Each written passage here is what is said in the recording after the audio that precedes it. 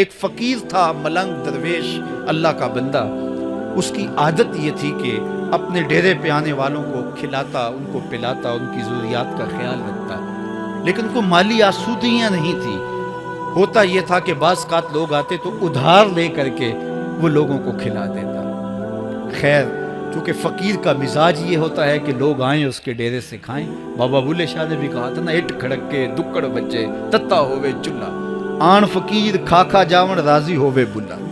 یہ فقیروں کا مزاج ہے. تو جو بھی آتا اس کے ڈیرے سے کھاتا، اور وہ ادھار اٹھا اٹھا کے لوگوں کی ضروریات کو پورا کرتے رہتے. وقت آخر آ گیا، جن لوگوں نے ادھار دیا تھا وہ سارے تقاضا کرنے آ گئے.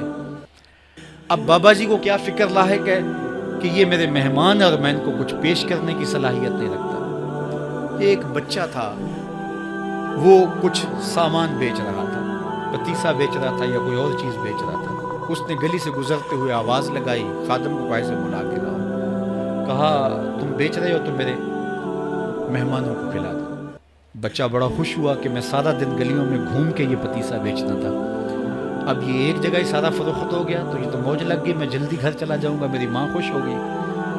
تو سارا ان مہمانوں کو کھلا دیا گیا. اور اس کے بعد کہا بابا جی پیسے.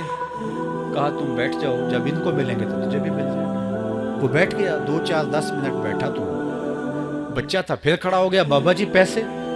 کہا جب ان کو ملیں گے تو تجھے بھی مل جائے گا. پھر آدھا گھنٹہ گزرا تو پھر اس نے کہا بابا جی پیسے، میری ماں میرا انتظار کر رہی ہے، ہمارے گھر کا چولہا اسی سے جلتا ہے، میں یہ پیسے لے کر جاؤں گا اور میری ماں کوئی ہنڈیا خریدے گی اور ہم شام کا گھر کا کوئی سلسلہ کریں گے.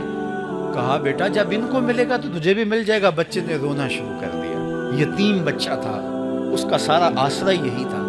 اس نے رونا شروع کر دیا. جب بچہ رویا اللہ کی رحمت کو جوش آیا. کوئی مرید نذرانہ لے کے ان بزرگوں کے پاس آ گیا اور اشرفیوں کی بھری ہوئی تھیلی پیش کی. وہ اتنے پیسے تھے کہ اس بچے کو بھی دیے، جتنے لوگ آئے تھے سب کا قرض چکایا. کہا جاؤ گھروں کو. تو سب نے کہا بابا جی ہم صبح سے بیٹھے ہوئے تھے تو یہ نذرانہ دینے والا صبح سے نہیں آیا، تو اب کیسے آ گیا؟ کہا صبح سے تمہارے اندر کوئی رونے والا نہیں تھا، ایک رونے والا آیا تو باقیوں کا بھی کام بن گیا. بعض اوقات کسی ایک شخص کی وجہ سے باقیوں کی خطائیں بھی معاف ہوتی ہیں. آج ہم اجتماعی طور پہ تا حد نظر اندر باہر اوپر نیچے اتنے لوگوں کے ہجوم میں اللہ کی بارگاہ سے یہ توقع رکھتے ہیں کہ مالک اتنے ہجوم میں کوئی ایک تو ہوگا جو تیرا لاڈلا ہوگا، کوئی ایک تو ہوگا جو تیرا بہت قریبی ہوگا، کوئی ایک تو ہوگا جس پہ تیری رحمتیں برسیں گی. تو مالک اس کے صدقے سے ہماری خطائیں بھی معاف کر دے، ہمارے گناہ بھی معاف کر دے. کوئی ایک رونے والی آنکھ مل گئی تو باقیوں کا بھی کام بن جائے گا. اٹھ فریدا ستیا تے میلا ویکھن جا، وت کوئی بخشیا مل جاوے تے تو ہی بخشیا جا. میرے مالک ہم سب کی خطائیں معاف کر دے، ہم سب سے درگزر فرما اور ہم سب کے باطن کو ستھرائیاں دے دے، ہمارے اندر کو پاکیزگیاں دے دے. بہت وقت میں نے اور آپ نے صاحب گزار لیا، تیزی کے ساتھ زندگی بیت رہی ہے. میں اگر اپنے آپ کو دیکھوں تو میری زندگی کتنی بہاریں کاٹ چکی ہے. اگر آپ اپنے آپ کو دیکھیں، کوئی 60 سال کو 20 سال کو 25 سال کو زندگی تیزی کے ساتھ گزر رہی ہے. بندہ جب سوچتا ہے کہ میں 40 سال کا ہو گیا ہوں تو آگے میری زندگی کے اگر 30 سال بھی ہیں تو 30 سال تو کافی ہیں، لیکن وہ پیچھے اگر پلٹ کے دیکھے تو 40 سال یوں گزر گئے جس طرح چٹکی بجائی جاتی ہے. جب چٹکی بجانے کے وقت میں 40 سال گزر گئے محسوس ہوتے ہیں، تو جو باقی 30 سال اگر ہوئے بھی وہ تو گمان ہے میرا، وہ تو گمان ہے آپ کا. ہمیں تو ایک سانس کا بھی نہیں پتا. پوچھا گیا زندگی اور موت کے بارے میں کیا خیال ہے؟ کہا فجر پڑی ہے، پتہ نہیں ظہر پڑھ سکیں گے یا کہ نہیں.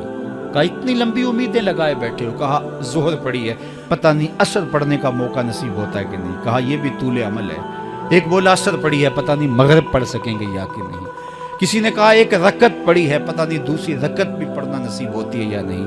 کہا یہ سب تمہارے منہوں کی باتیں ہیں.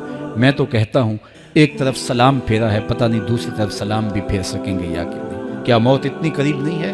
ہم نے اپنی آنکھوں کے سامنے لوگوں کو جدا ہوتے یوں نہیں دیکھا ہے. ہم کہتے ہیں اس کی خبر سنا رہے ہو موت کی، یہ تو میں نے ابھی سبزی والی دکان پہ دیکھا تھا. لیکن جب موت آتی ہے تو ایک لمحے کا تقدم اور تاخر نہیں ہوتا. تو صاحب آئیے اپنی زندگی کو اللہ اور اس کے رسول کی راہوں پہ ڈالیں. آج وقت ہے آج موقع ہے، آج توبہ کا دروازہ کھلا ہے، کل سب کچھ نہیں ہوگا۔ آج اس کی رحمتیں آواز دے رہی ہیں، آج وقت ہے، وقت پر کافی ہے ایک قطرہ بھی آب خوش ہنگام کا، جل گیا جب کھیت برسا می تو پھر کس کام کا۔ بعض کا ہوتا ہے کہ ہماری عبادتوں کا سرور باطن حظ نفس میں تبدیل ہو جاتا ہے۔ ہم سمجھ رہے ہوتے ہیں کہ یہ سرور آ رہا ہے، یہ سرور باطن نہیں ہوتا، یہ حظ نفس ہوتا ہے۔ آپ کوئی نیک کام کر رہے ہیں اور پھر اس کی نمائش بھی آپ ساتھ کر رہے ہیں، تو اس سے آپ کے نفس کو ایک سرور ملے گا، نفس خوش ہوگا، وہ ایک پھول جھڑی کی طرح ہوتا ہے۔ ایسے آپ کو ایک نشہ آیا اور وہ آپ نے سمجھا شاید یہ میرے باطن کا سرور ہے۔ باطن کا سرور تو ایک بہت بڑی دولت ہے، وہ پھول جھڑی کی طرح نہیں ہوتا، وہ اندر طمانینت کو اتار دیتا ہے اور نفس کو نفس مطمئنہ بنا دیتا ہے۔ تو یہ جو لوگوں کی مدد کر رہے ہیں اور تھیلا ان کو آٹے کا دے کر کے 10 اخباروں میں تصویریں چھپوا رہے ہیں اور پھر اس کو دوستوں کے اندر شیئر کر رہے ہیں اور وہ ماشاءاللہ ماشاءاللہ لکھ رہے ہیں، تو وہ حظ نفس ہے، وہ حظ نفس ہے، وہ حظ روح نہیں ہے، وہ قرار باطن نہیں ہے، وہ تسکین قلب نہیں ہے۔ تو عبادات کا ایک سرور ہے، ایک لطف ہے، حلاوت ہے، ایک مٹھاس ہے جو اہل ایمان کو حیات طیبہ کی صورت میں نصیب ہوتی ہے۔ تو جب عبادت کا روحانی لطف پانا شروع ہو جائے، جب ان کا سرور باطن نصیب ہونا شروع ہو جائے، تو پھر سمجھ لینا کہ اللہ ہماری عبادتوں کو قبول کر رہا ہے اور ایک مطمئن اور پاکیزہ زندگی ہے۔ اللہ اکبر۔ ارشاد فرمایا وَمَن يَتَّقِ اللَّهَ يَجْعَل لَّهُ مَخْرَجًا، جو اللہ تعالیٰ سے ڈرنا سیکھ جاتا ہے، اللہ تعالیٰ کے احکام کو بجا لانے کی کوشش میں لگ جاتا ہے، یجعل لہ مخرجا، اللہ اس کو مشکلوں سے، مصائب سے، آلام سے، تکلیفوں سے نکلنے کے راستے نصیب کر دیتا ہے۔ زندگی مشکلات کا نام ہے، زندگی کوئی آسان نہیں۔ وہ کسی نے کہا تھا زندگی ہے یا کوئی طوفان ہے، ہم تو اس جینے کے ہاتھوں مر چلے۔ تو زندگی ایک مشکل مرحلہ ہے، لیکن جب بھی مشکل آتی ہے اللہ کوئی راستہ عطا کر دیتا ہے اور آپ کو آسانی سے اس مشکل سے نکال دیتا ہے۔ وہ مشکل آپ کے لیے ذلت کا ذریعہ نہیں بنتی، بلکہ اس مشکل کی کوکھ سے ایک راستہ نکلتا ہے اور جو ہے وہ روشنی پھوٹتی ہے۔ تو یہ ہے اللہ کی طرف سے تمہارے لیے ایک مخرج، اللہ تمہارے لیے ایک راستہ نکالتا ہے۔ تو یہ اس کا مقصوم ہے جو اللہ سے ڈرنے والا ہوتا ہے۔ وَيَرْزُقْهُ مِنْ حَيْثُ لَا يَحْتَسِبُ، اور اللہ اسے وہاں سے رزق دیتا ہے جہاں سے اسے گمان بھی نہیں ہوتا، اس کے لیے غیبی دروازے رزق کے کھول دیتا ہے، اس کی ضروریات اللہ اپنے کرم سے پوری کرتا ہے۔ اللہ سے ڈرنا سیکھ جاؤ، مشکلات آسان ہو جائیں گی، تکلیفیں آسان ہو جائیں گی، مشکلات سے نکلنے کے راستے کھلنا شروع ہو جائیں گے، آلام و مصائب کے پہاڑ راستے سے ہٹنا شروع ہو جائیں گے۔ یہ اللہ تعالیٰ جل شانہ کا یہ ایک نظم ہے۔ وہ 3 اشخاص کی کہانی تو آپ جانتے ہیں جو غار میں پھنس گئے تھے، پھر انہوں نے اپنے صالح اعمال کا وسیلہ اللہ کی بارگاہ میں پیش کیا اور پتھر سے رکھنا شروع ہو گیا۔ اللہ فرماتا ہے کہ میں راستے نکال دیتا ہوں اور وہاں سے رزق دیتا ہوں جہاں سے اسے گمان بھی نہیں ہوتا۔ وَمَن يَتَوَکَّلْ عَلَى اللَّهِ فَهُوَ حَسْبُهُ، اور جو اللہ پر بھروسہ کر لیتا ہے اللہ اس کے لیے کافی ہو جاتا ہے۔ یہ ان لوگوں کا مقصوم ہے، ان لوگوں کی کہانیاں ہیں جو اپنی زندگی کو اللہ کے راستے پہ ڈال دیتے ہیں، اور وہ لوگ جو اپنی خواہشات کے بندے ہوتے ہیں اللہ ان کی زندگیوں کو تلخیوں میں مبتلا کر دیتا ہے، دولت کے باوصف وہ اذیتوں میں زندگی بسر کرتے ہیں۔